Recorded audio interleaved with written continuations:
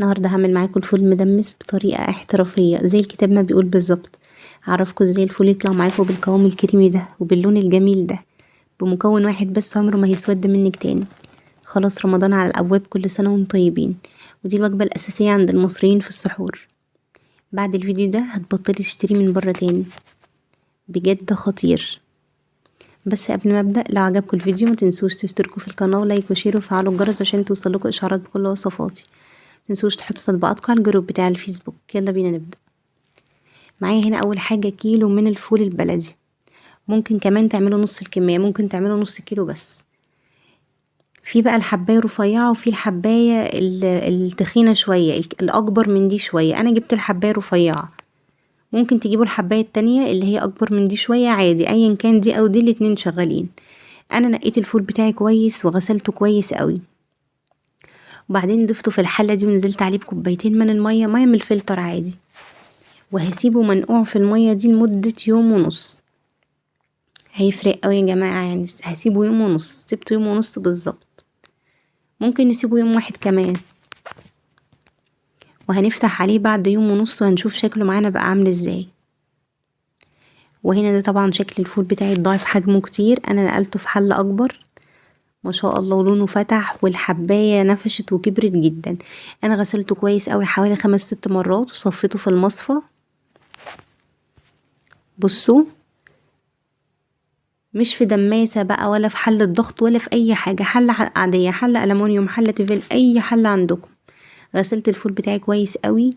خدوا بالكم بقى من المكونات دي. نزلت عليه بكوباية من العدس ده انا غسلته وصفيته كويس، كوباية من العدس الاصفر، وعليهم نص كوباية من الرز المصري.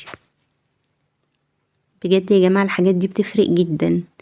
مبدئيا كده الرز بديل للنشا، الرز اللي بيخلي الفول يلف معانا ويتقل، والعدس طبعا بيديله لون حلو جدا وكمان مفيد قوي. بصوا معايا هنا بقى في الطبق ده جزرتين صغيرين مبشورين، بصلايه صغيره مبشوره، وطماطمايه صغيره مبشوره. بس انا ما بشرتش البصلايه عشان عندي مشكله في عينيا، فما بقدرش بقى ابشر البصل واقطعه والكلام ده، لا انا فرمتها في الكبه. بس يفضل انها تكون مبشوره، مبشوره هتديكوا نتيجه احسن. ونزلت بالكلام ده كله على الفول بتاعي، وعليهم معلقتين من السكر، وده طبعا بيسرع في التسويه، بيطلع الفول معانا زبده بجد. وعليهم معلقتين صغيرين من الكركم او معلقه كبيره. تمام كده. يبقى قلنا كوبايه من العدس، نص كوبايه من الرز، جزرتين صغيرين مبشورين، بصله صغيره مبشوره، طماطميه صغيره مبشوره، معلقتين من السكر ومعلقتين من الكركم بالمعلقه الصغيره، او معلقه واحده بالمعلقه الكبيره. ونزلت ب2 لتر من الميه المغليه، الميه دي انا غلياها كويس قوي. تمام. والمقادير كلها هسيبها لكم في صندوق الوصف او في الكابشن على الفيسبوك لمتابعيني على الفيسبوك. ودلوقتي بقى رفعت الحله بتاعتي على نار عاليه جدا، هدي للفول بتاعي غلوه واحده بس، وهنحط بعد الغلوه الواحده المكون السحري اللي انا قلتلكوا عليه، اللي هيحتفظ بلون الفول ومش هيخلي الفول يسود منك ابدا. بصوا انا هنا حطيت غطا تاني فوق الغطا ده، انا عايزه بس تقل على الغطا بحيث ان الغطا يبقى مكتوم زي الحله الضغط بالظبط. وهنا الفول بتاعي كان غلى غلوه واحده بس. وغسلت الليمونه دي بقى، هو ده بقى السر في الليمونه دي، غسلتها كويس قوي، نزلت بيها سليمه كده. الليمونه دي حرفيا بتدي للفول لون خطير. بصوا. وهنا بقى الفول بتاعي ايه، غلى غلوتين بالليمونه، وبعدين ايه غطيته وهديت النار شمعة. خدوا بالكم غلوتين بس للفول، والنار تهدى شمعة يا جماعة، شمعة. وحطيت كمان الشياطة وسبت عليها الفول بتاعي لمدة 4 ساعات، النار شمعة، اقل من الشمعة كمان. خدوا بالكم اقل من الشمعة. وحطيت الشياطة وحطيت فوقها حلة الفول، وسبت الفول بتاعي خد حوالي 4 ساعات.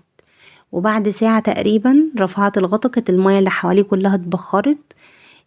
كنت طبعا مسخنه ميه في الحله معايا، ميه سخنه، يعني بنزود ميه سخنه، ما نزودش ميه بارده ابدا عشان الفول ما يبصش منكم. ميه سخنه وزودت الفول بتاعي، ورفعت عليه بعد الساعة التانية برضو كانت المية قلت شوية، زودت مية تاني، يعني كل ما المية تقل زودوا مية سخنة لحد ما توصلوا لقوام التسوية اللي انتوا حابينه. انا التسوية بتاعتي دي طالعة كريمي زبدة، خدت معايا حوالي 4 ساعات، 4 ساعات ونص. سيبوه زي يعني على حسب برضو نوع الفول. وبس كده، زيت حار بقى وطحينة وليمون، وظبطوا طبق الفول بتاعكم حرفيا خطير. بجد انا فخورة بنفسي ان عرفت اطلع بطبق الفول ده. وبس كده.